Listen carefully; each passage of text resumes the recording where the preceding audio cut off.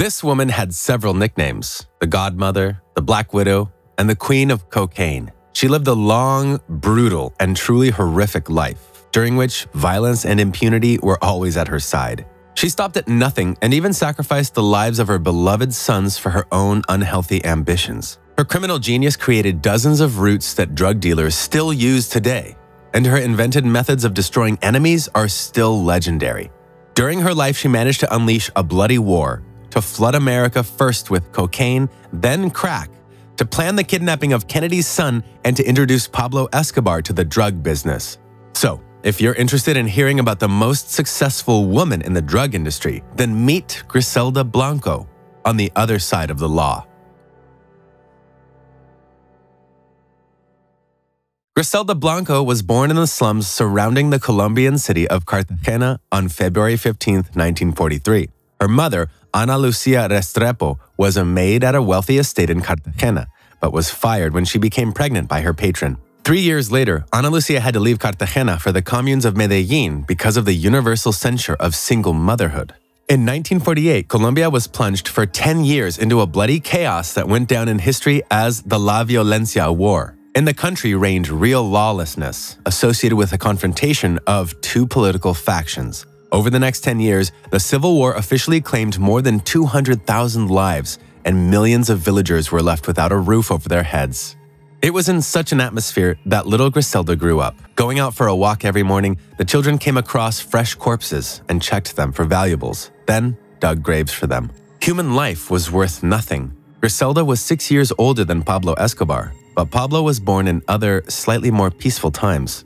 Because of poverty and devastation, by the age of 11, Griselda had become a professional pickpocket. But petty theft was dangerous and unprofitable, so she and a group of her friends came up with the idea of kidnapping a rich 10-year-old boy from the Medellin Valley. They tied him up and took him to a slum in the hills, expecting a ransom soon. But when the juvenile bandits realized they couldn't get the money and the boy's parents went to the police, Griselda was asked to kill him. Despite the fact that they were almost the same age, she shot him in the head. That unfortunate boy became the first in a long line of her victims.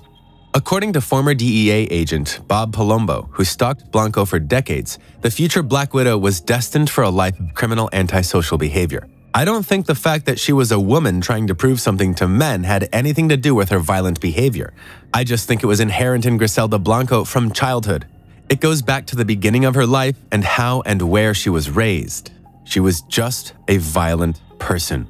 At 14, she ran away from an abusive mother and stepfather who molested her. And to survive, she picked the pockets of gawkers on the streets and prostituted herself in the slums of Medellin. While hanging out around the airport, Griselda met young marginalized kids like herself and started dealing pot. At the same time, she began to make acquaintances from this environment. This is where she will meet her future companion, Alberto Bravo. She also met the love of her life, Jose Dario Trujillo, a handsome street hustler with the telling nickname Pestañas, which meant eyelashes. Trujillo had his own way of doing things. Officially, he moonlighted as a car washer.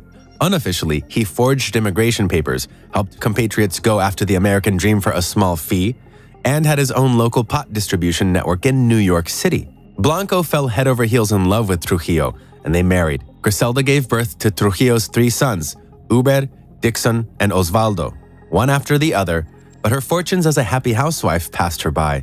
When she was in her early 20s, the whole family moved to New York City and started doing business from there, gradually becoming central players in the distribution of drugs in the United States. It started with Griselda's street girlfriends, carrying pot in panties and bras with special pockets, and platform shoes and high heels that Griselda herself had invented. She even opened up a small lingerie shop in Medellin, where the mules could stock up on the fittings they needed for successful transportation.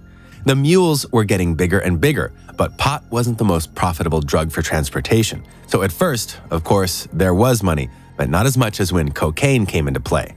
Blanco and Trujillo were soon joined by another Antioquian, Alberto El Capitan Bravo. He was nicknamed El Capitan because of his military service in the Navy, and this fact served him well.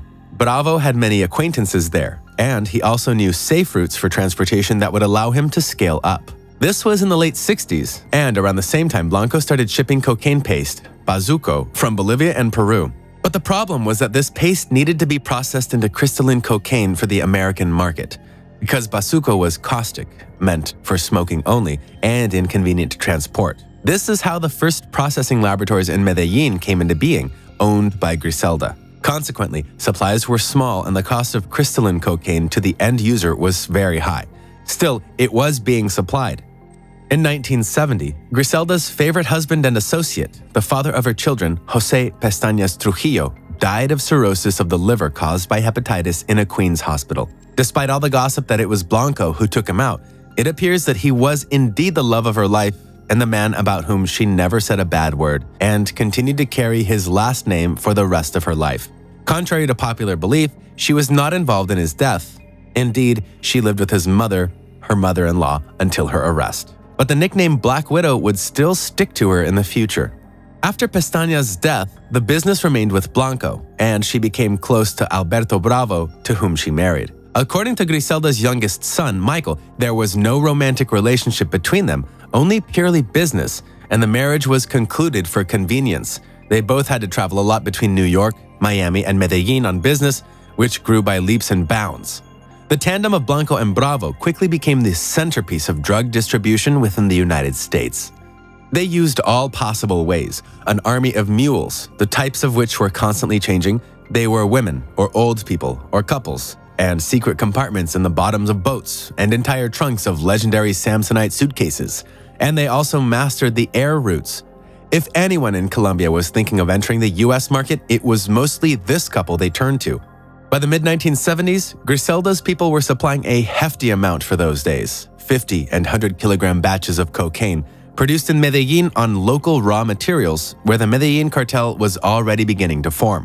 By 1975, Griselda was already earning several $1 million a month and led a luxurious lifestyle, not denying herself anything. She held grand parties, which poured a river of expensive champagne, and the tables were scattered with the world's best Colombian cocaine. On the subject of Blanco's relationship with Escobar, she was essentially the one who paved the way for him. They were from the same disadvantaged neighborhood, and at a time when Griselda was making hundreds of thousands, Pablo was still making timid attempts to enter the business. There are different versions of their acquaintance, but one way or another, without the paths traveled by Griselda, the Medellins would not have been successful in becoming the largest cocaine cartel in the world by 1982. They had a complicated relationship, but up to a certain point they ran in parallel. Pablo is credited with saying, "Of all men, I feared only a woman, and her name was Griselda Blanco." Because of a client list that included movie stars and famous athletes, Blanco's growing New York organization attracted the attention of law enforcement. A joint NYPD and DEA investigation, dubbed Operation Banshee because of the large number of women involved in the development, led to federal charges against Blanco and 37 of her subordinates for running a transportation organization in April 1975. At the time, it was the largest cocaine case in history, and also the first time a shipment of an unprecedented 100 kilograms was taken off a ship. And further, there are two versions of how Griselda got back to her homeland. The first is that immediately after the jury's guilty verdict, she disappeared. "We had her in custody on drug charges," recalls Agent Palombo, who was a central player in Operation Banshee. But she couldn't be found anywhere. Without the feds' knowledge, Blanco slipped out of the country to Colombia, where she killed Bravo in a dramatic shootout.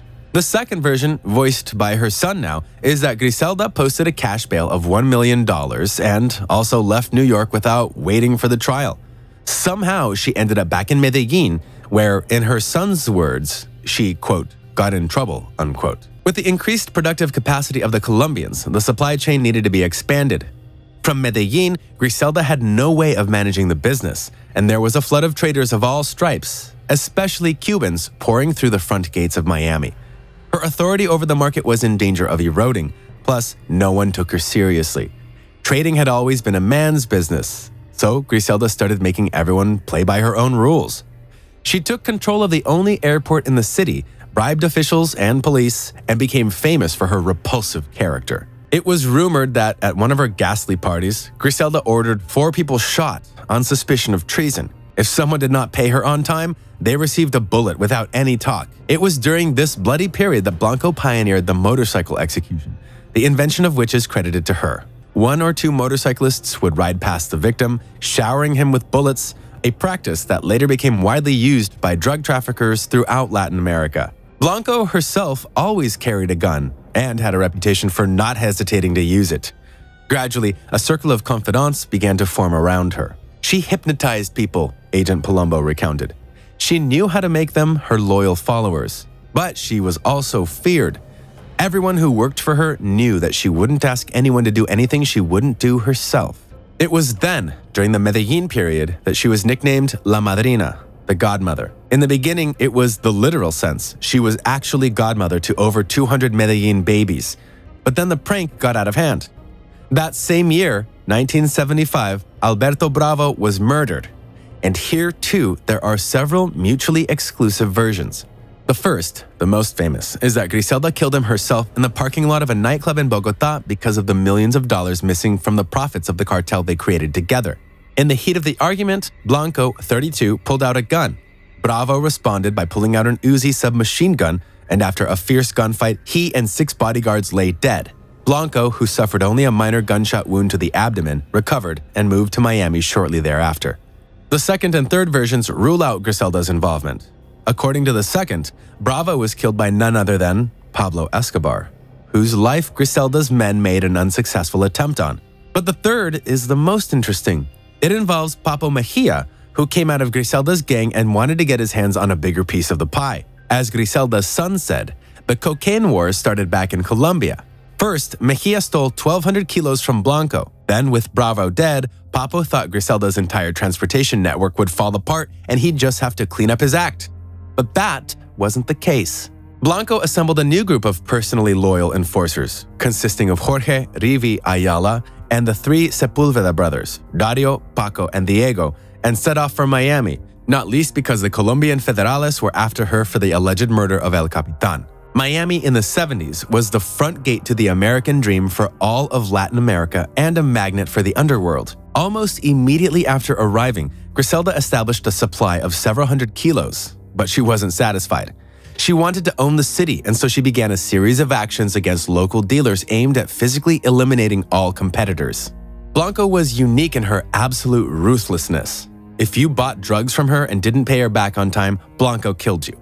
If she bought drugs from you and didn't want to pay, she would kill you. By ordering the killing, Blanco ordered her gunmen to eliminate everyone in the neighborhood, including women and children. But the violence paid off. Soon the godmother was running a distribution network stretching from coast to coast. It employed 1,500 employees and brought in $80 million a month. In August 1978, she gave birth to a son by Dario Sepulveda and named him Michael Corleone because she adored the movie The Godfather and considered herself a female version of the main character. She named her favorite German shepherd Adolf Hitler, which probably refers to the messianism of Carlos Leder, another famous Colombian drug dealer who was half German and preached the ideas of the Third Reich, which could not pass Griselda. She bought a 25-carat pink diamond that belonged to Argentina's First Lady Eva Perón. Her closet included 300 pairs of designer shoes made of every conceivable kind of leather, and she drank tea from dishes that once belonged to Queen Elizabeth. She traveled around the city in a motorcade of limousines or Ferraris with a group of enforcers who were always with her. She never learned to drive herself, nor, for that matter, to read with confidence. Her methods of flooding Miami with white powder were so audacious that on the bicentennial of U.S. independence in 1976, she placed a ton of cocaine worth more than $40 million under the inner lining of the ship Gloria, which was participating in the celebration. The Miami gangsters were thrilled to be a part of her parties. A lavish penthouse on Biscayne Bay, a palace in Miami Beach, cocaine-fueled orgies with strippers catering to all needs, including those of the insatiable godmother who made no secret of her bisexuality. At the entrance to the mansion stood her bronze sculpture, which she had commissioned herself to have other drug lords rub it for good luck before shipping the goods. It was decadence on an epic level. But Blanco's bloodlust ruined the party. She broke a major commandment. She started consuming her goods. Not only was she snorting cocaine, but she was smoking bazooka, which causes extreme paranoia. One day, she heard someone call her fat, and legend has it that the offender was quartered and packed in a suitcase discarded on the beach. In the years she lived in Miami, she did a ton of cocaine herself, says Ryder Smith. She was a grandiose person, and her acts of violence, however egregious, made her feel sort of omnipotent. Thus came that list of victims in which Griselda put a price on the head of each, more or less, major dealer. Blanco actually wrote down on a piece of paper the names of all the characters on the drug market that she didn't want, and the price for each one's head. Some she suspected of collaborating with the feds, others were in her way or just didn't like. The hunt was on. At about 2:30 p.m. on July 11, 1979, unsuspecting Colombian drug dealer Germán Jiménez Paneso and an accomplice were perusing the liquor shelves at Dadeland Mall looking for an expensive scotch. Before they could select a bottle, Blanco's 3 hitmen in a Ford Ecoline van opened frantic machine gun fire, killing both men and wounding 2 mall employees. It was a truly frenzied attack, a replay of 1920s Chicago, Dade County Chief Medical Examiner Ronald Wright said at the time. When cops arrived on the scene, they found the killers had left the van behind a shopping center.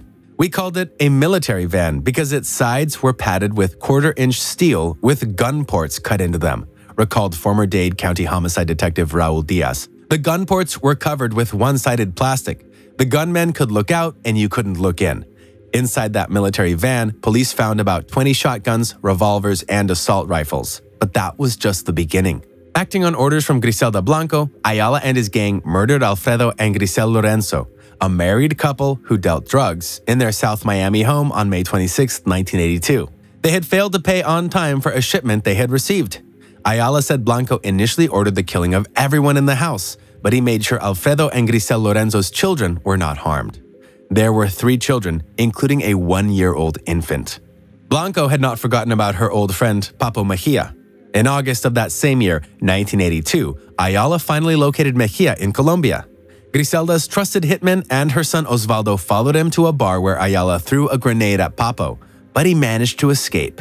An angry Griselda then offered hitman Miguel Perez $100,000 to stab Papo with a 12-inch bayonet at the Miami airport, but the incredibly lucky barkeep somehow survived the attack again. After the failed assassination attempt, Perez attacked Mejia several times until Mejia was finally arrested and tried before a jury on February 3, 1983, in Tucson, where he was sentenced to 30 years in prison on March 18th. He was later released from prison in 2000, after which he disappeared and was never heard from again. All of this brought her too much attention. Blanco, however, was not bothered by the increased attention. According to Rivi Ayala, she loved to fight.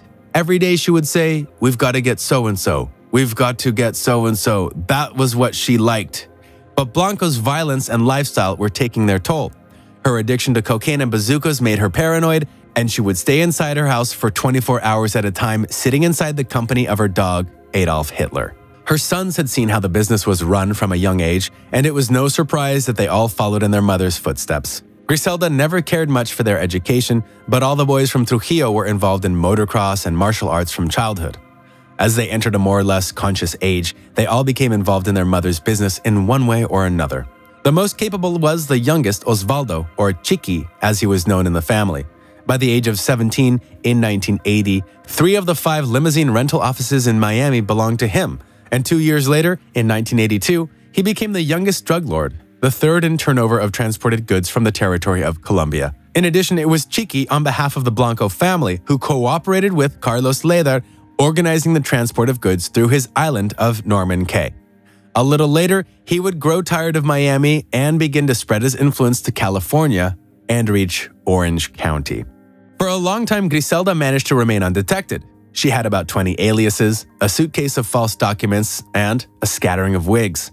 She quietly went with her children to shopping malls and movie theaters, visited beauty salons, and moved freely in America and Colombia.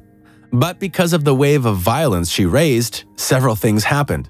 First, the authorities finally woke up and began to take action. In 1980, the Central Tactical Unit, the so-called CENTAC, headed by the already mentioned Raul Diaz, was organized to develop cocaine cowboys. Secondly, Griselda's addiction to her product untied her tongue. She began to divulge details about her affairs to the wrong people, and the information consequently reached her informants. And thirdly, Jaime Bravo, Alberto Bravo's nephew, had followed her out of Medellin, fully convinced that it was Griselda who had killed his uncle. Jaime and the 2 armed men he brought from Colombia went to the malls where Griselda spent time shopping and just waited for her, Agent Palombo recalled. It got to the point where we had to interrupt our drug case against Griselda to get Jaime off the streets. So Griselda lost her freedom of movement, but not her ardor. The next victim was Chucho Castro. There were reasons for this, and several. According to one version, Chucho was a friend of Ayala, and when they were taken at the airport, Griselda only got Ayala out, and Chucho was on his own, and his wife impulsively promised to turn them all over to the FBI, which, of course, did not pass Griselda's ears. According to another version, Castro once slapped his mother's favorite Michael Corleone, which he immediately complained about. Either way, Chucho's car was shot when his 2-year-old son Johnny was sleeping in the back seat. The child died on the spot from 2 hits on the head from an automatic rifle line. Griselda commented, "They were lucky to be together." But so unlucky was her third husband, loyal pistolero Dario Sepulveda, who wanted to raise Michael Corleone as a normal child. Godmother did not want the boy to go to kindergarten and generally attended any institutions. She prophesied him a decent future in the family business, like the rest of the sons, and therefore young Corleone never left their mansion, attending all the parties and learning to shoot a real gun. Griselda had peculiar ideas about upbringing, which Sepulveda did not share, and so he took his son and fled to Colombia. To say that Griselda was furious is to say nothing. She launched a real operation to return Michael to the bosom of the family, spending several $millions to bribe the police and immigration authorities. Eventually, the police detained Dario in Medellin, and he, fearing a repeat of Castro's history, fled lest his son fall victim to approaching gunfire. He was eventually shot in the back. Little Michael ran up to his father's mutilated body and hugged him, but it was too late. Dario was dead, an eyewitness recounted. Sepulveda is the only one of Griselda's husbands whose murder order she definitely gave, but the nickname Black Widow has stuck with her.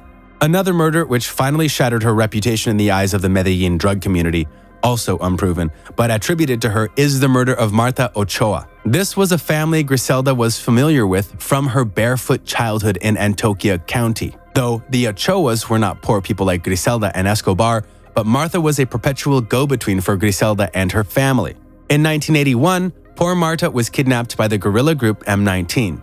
In response, the brothers formed MAS, Muerte a Secuestradores, Death to the Kidnappers, an organization aimed at eliminating the top of this leftist radical movement, and as a result, Marta was released alive and unharmed a few months after her kidnapping. How and when Griselda managed to kill Marta with such relatives is not known, but it is certain that for the Medellin cartel, it was Blanco who was responsible for her death. So, by 1984, Blanco was surrounded on all sides. Jaime was looking for her, Agent Palombo had been after her since 1975, Sentac was on her trail, and the Medellinians had every right to eliminate her for lawlessness. As the enterprising Chiqui extended his influence all the way to California, that's where she went. By early 1985, Blanco, then 42, was holed up in a modest suburban bungalow in Irvine, California, with her mother Ana and youngest son Michael Corleone. Palombo and a DEA team followed her westward, setting up surveillance of the house. Blanco was essentially cornered. On the cloudy morning of February 20th, as Blanco lounged in bed, Palombo's team kicked in the door and rushed upstairs to the godmother's bedroom. It was a humiliating defeat. Palombo kissed Blanco on the cheek after she was handcuffed, fulfilling a long-standing promise to his fellow agents that one day he would catch her and seal it with a kiss. A federal magistrate judge quickly ordered Blanco held without bail, and news reports of her arrest heralded the demise of the Cocaine Queen. The federal indictment was based on the testimony of Blanco's former business friend, Carmen Caban, with whom they worked with in New York. Caban's testimony was enough to put Griselda away for 10 years. It all happened with the quote-unquote permission of the Medellins, who a little later also used pilot and smuggler George Young to testify against Leyder, who had become insane with his drug use and essentially dangerous to the business. However, Griselda Blanco's cocaine career was far from over.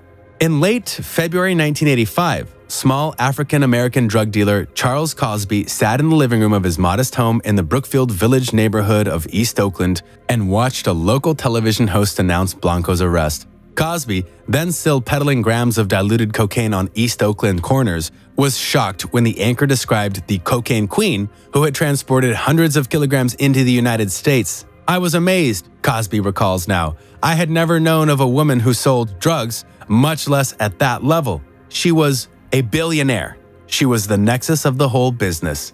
To a drug business profane like Cosby, Blanco became a true ideal. There are several versions of how he met her. The first, a friend of Cosby, admitted that he once worked as a courier for Blanco, and he asked to contact her, and to his surprise, she agreed. The second, he simply wrote her a letter, and Griselda wrote back. And then they called, and so began the strangest crime romance story ever. As luck would have it, Blanco was transferred to a maximum security federal prison for women offenders called Dublin, 20 miles from Oakland. After a series of phone calls and emails, Cosby met face-to-face with Blanco for the first time during visiting hours at the prison. When they met, a dressed-up Blanco wearing red shoes passionately embraced Cosby and kissed him on the lips. They then sat down at the visitor's table and got down to business. "How much merchandise do you need?" Blanco asked. "So can you sell in peace?" Cosby was stunned by the question and nervously named the weight he expected to be denied. 110 pounds. Blanco nodded, and that was the end of the meeting. 3 days later, the doorbell at Cosby's house rang. When he answered, a Latina woman with 2 packages bluntly said, "I have a package from the godmother." Cosby ripped open the boxes with trembling hands and discovered 110 pounds of cocaine. A month later, Cosby became a millionaire who paid his respects to Blanco in an unusual way. Every time he visited her in prison, Blanco paid guards $1,500 to have sex in the back of the prison's multi-purpose room. "When she brought me into the business, the whole system ran like clockwork. All I had to do was fly around the country and meet with the distributors," Cosby recounted. "Every time I shook someone's hand, I made $1 million." Blanco not only took Cosby on as her protege, she trusted him to run much of her multi-billion-dollar business in the United States. Cosby became the largest supplier of cocaine to black neighborhoods, where it was turned into crack. However, the godmother's lengthy imprisonment gave courage to her enemies. In 1992, Chiqui was killed in a shooting at a Medellin nightclub. Blanco vowed revenge, and Osvaldo's killers were captured, tortured, and murdered. Blanco's legal troubles did not end there, however. In 1994, the Miami-Dade State Attorney's Office began investigating her organization, and worst of all, prosecutors managed to get the cooperation of Rivi Ayala. Ayala was accidentally caught robbing a bank for loose change, but didn't take into account that it had a video surveillance system. When Rivi was indicted on charges including the murder of 2-year-old Johnny Castro, he quickly spoke up. When Blanco heard that her most trusted enforcer had betrayed her, she had a nervous breakdown. During a prison visit in the spring of 1995, Cosby vowed to Blanco, "We will fight these bastards in court." But Blanco only replied, "Rivi has enough dirt on me to bury me 10 times. Blanco then slipped her hand into her bra, pulled out a tiny piece of paper from a notepad labeled JFK 5MNY, and held it out to Cosby. "What does this mean?" asked Cosby, puzzled by the cryptic message.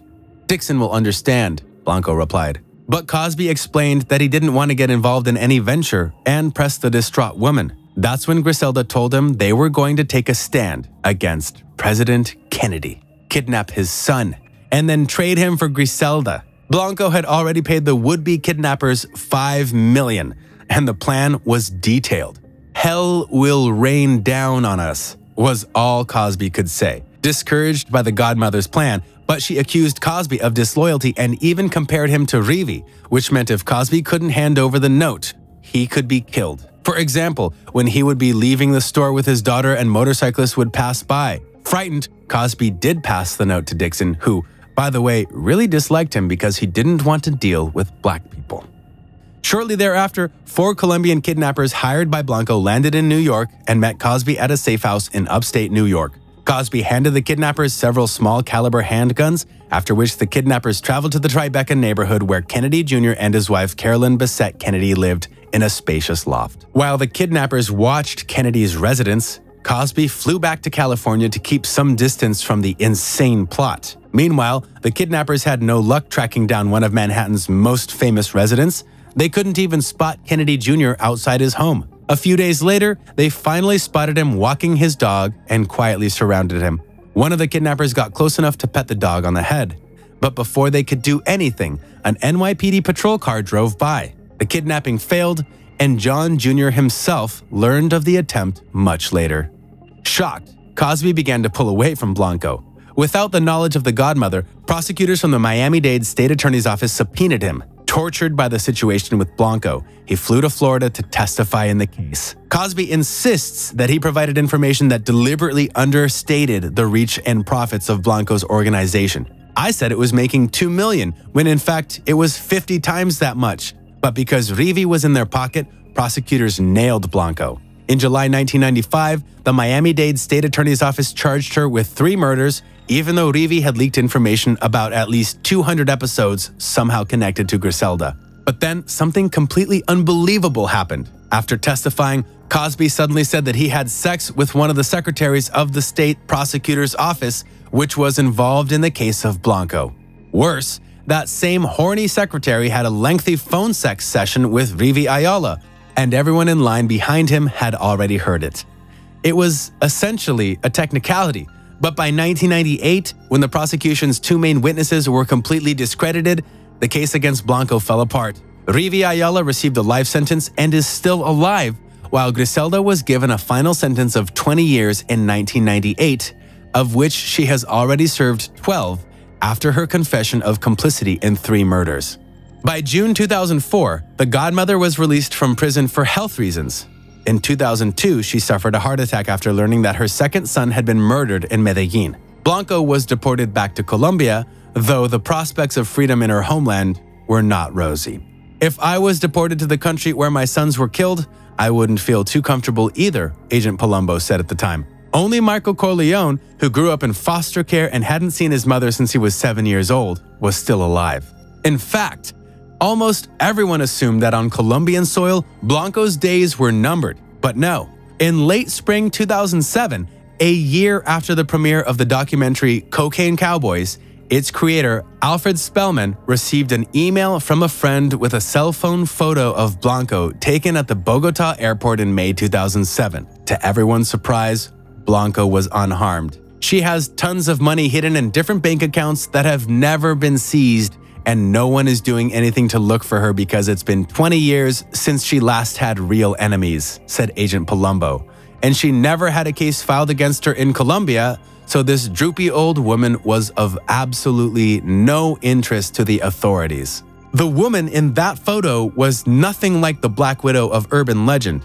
Blanco had been cocaine-free for over a decade and led a quiet life in Medellin. Without makeup, hair dye, and designer clothes, in her 65 years, the godmother looked more like a regular grandmother. She did not socialize with men and lived in a modest house with a friend. Griselda became devout and attended church every week. She also quietly went to the same butcher shop every week, and no one recognized this fat old woman as the former La Madrina until one autumn Monday morning in 2012. After purchasing $150 worth of beef, she was shot by a passing killer on a motorcycle. A middle-aged man slowly rode up to Blanco, fired 2 shots to the head, and also drove away slowly. Her pregnant sister-in-law ran up to Griselda's fallen body, but the godmother was already dead. None of the witnesses until the last moment knew who the woman was, and later one of them said that the killer did not hide. Before the shots, he looked stunned Griselda in the eyes and did not hurry anywhere. He was a true professional. Of course, it is still unknown who this man was. After all, in her long life, Griselda Blanco had made so many enemies and did so many terrible deeds without statute of limitations that it could be anyone. But the method chosen is not accidental. It was the method once invented by the godmother Griselda Blanco de Trujillo. In January 2024, Griselda, a series about Blanco's life in Miami, was released on Netflix. The series turned out to be dynamic, dramatic, and very beautiful, but, as Michael Corleone said, it is not a biography, but a fanfic about narcos. One cannot disagree with him. Almost all the facts about the life of the real godmother are randomly arranged or combined for the sake of spectacle or timing. But the only thing we can say with certainty is that the real-life story of Griselda Blanco is not comparable to any fiction of the most skillful Hollywood screenwriter. And most likely, if they decided to screen it from start to finish, no one would believe it.